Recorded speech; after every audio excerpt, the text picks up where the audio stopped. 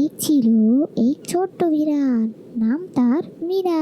মিনা খুবই আনন্দিত এবং চঞ্চল প্রকৃতির ছিল। একদিন সে তার গাছের নিচে খেলতে খেলতে একটি বড় পাথরের পিছনে কিছু আওয়াজ শুনলো। সে সাবধানে গিয়ে দেখলো একটি পান্ডা তার সামনে দাঁড়িয়ে আছে। পান্ডা তখন বলল, হাই, তুমি কেমন আছো? আমি হারিয়ে গিয়েছিলাম। আমি আসলে আমার গন্তব্যস্থলে পৌঁছাতে পারছি না। তখন মিনা তার কাছে তার পরিচয় জানতে চাইলো। তখন পান্ডা বলল, আমার নাম পান্ডু এবং আমি অনেক দূর থেকে এসেছি।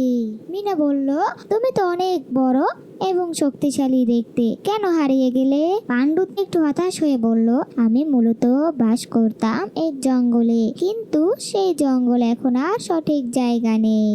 আমি তাই নতুন জায়গা খুঁজে বেড়াচ্ছি, কিন্তু পথ হারিয়ে ফেলেছি।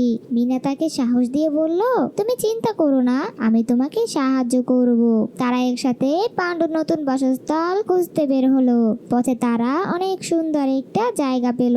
পান্ডু দেখে বলল, এটাই তো আমার স্বপ্নের জায়গা। এরপর থেকে পান্ডু সেখানেই থাকতো। পান্ডু এবং মিনা ভালো বন্ধু হয়ে গেল।